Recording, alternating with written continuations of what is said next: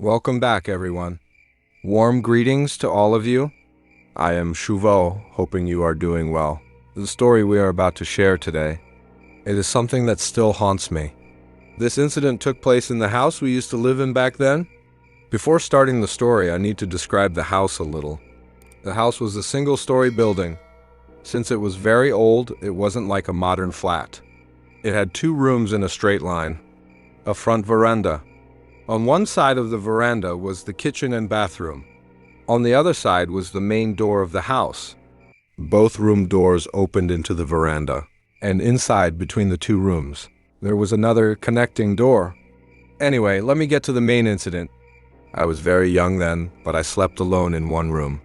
My younger sister, who was only 1-year-old, slept in the next room with my parents. My father had recently quit his job and started a business. Since it was new, he had a lot of work pressure and often came home late sometimes, 11 or even 12 at night. By then, I would already be asleep because I had school in the morning, so I rarely got to see my father. After coming home, he would eat and then go to sleep very late. Since my sister was small, my mother would serve food and then lie down beside her. My father's habit was to perform ablution after eating, recite dua and darud, and then sleep. So, as usual, that night my father finished eating, performed ablution, and came to recite dua and darud. Just then, he heard the sound of anklets. The sound was soft but melodious. Since it was faint, he didn't think much of it. He went to sleep as usual. This sound happened occasionally, not every night. Sometimes every 2 or 3 days, sometimes once a week. The next time he heard it, he opened the door, went out to the veranda, and turned on the light. And immediately the sound stopped. He saw nothing. But one day, my father decided he wouldn't turn on the light. He would open the door quietly to see what really happened. He did exactly that.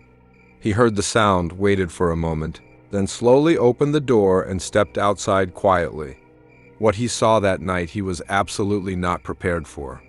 Let me mention, the veranda had wall and half grill.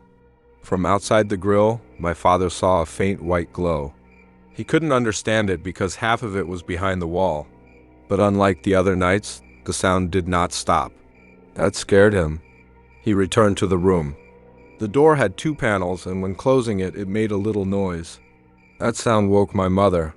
She asked what happened, but not wanting to scare her, he told her nothing. The next night, my father returned home even later. He finished eating around 1:30 a.m. As usual, he performed ablution and was about to recite dua darud when he heard that sound again. This time he was more frightened. My sister woke up crying and my mother woke up too. She heard the soft sound, the anklet-like ringing, and looked at my father. This time my father, somehow gathering courage, removed the wooden latch from the double door, went out to the veranda and turned on the light. Again, the moment the light came on, the sound stopped. He came back inside. But tonight, the sound didn't stop entirely. As soon as my father entered the room, it started again.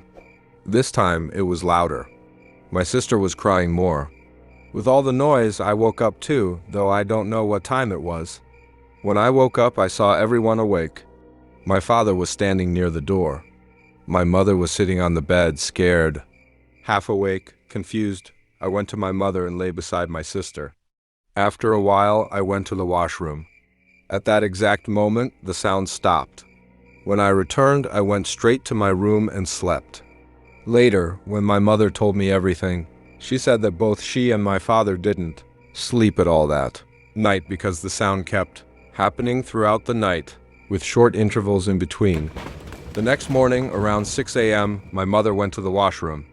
I was still asleep because my school started at 9 when she entered the washroom. She found footprints from the ventilator down to the floor. The footprints looked somewhat like a cat's. It looked as if something had climbed down the wall from the ventilator. As I said before, the house was old. The ventilator wasn't like modern large ones. It was small like the ones in old rooftop rooms. Even a rat couldn't fit through it. How would a cat come through? My mother got very scared. The prints outside were reddish, and since the bathroom wall was white, the prints were very visible. She called my father. He came and became serious. He immediately called the Landlady, our grandmother, she looked at the prints but showed no fear. She said nothing and quietly left. After a while, she sent her maid to clean the prints. The maid tried wiping them with a wet cloth, but the more she wiped, the more the wall paint came off. Since the house was old, she wiped a bit and left it like that. I also saw those prints. They didn't look that scary like cat prints. But the strange thing was, how could a cat climb down from such a small ventilator? And more strangely, the prints ended on the floor. There were no prints going anywhere forward. Later, my mother told the neighbors. They were shocked too and said sometimes they had seen a fireball roaming over our rooftop from one side to the other. But they never told my mother to avoid scaring her since my sister was small. When my mother told them and showed the prints, they finally shared it. After this, my mother decided to leave the house. Since the landlady didn't say or do anything, she started looking for new houses, but she didn't find anything suitable for a long time. Still, by the end of the month, they decided to leave. One afternoon, the landlady called my mother and said, "Tiffy, you don't need to leave the house. I will repair it. I will repaint it. And once it's done, I will bring a Huzur to spiritually seal and protect the house. You have been living here for a long time. There was never a problem before. Suddenly, this strange incident happened. So anyway, my house needs repairs.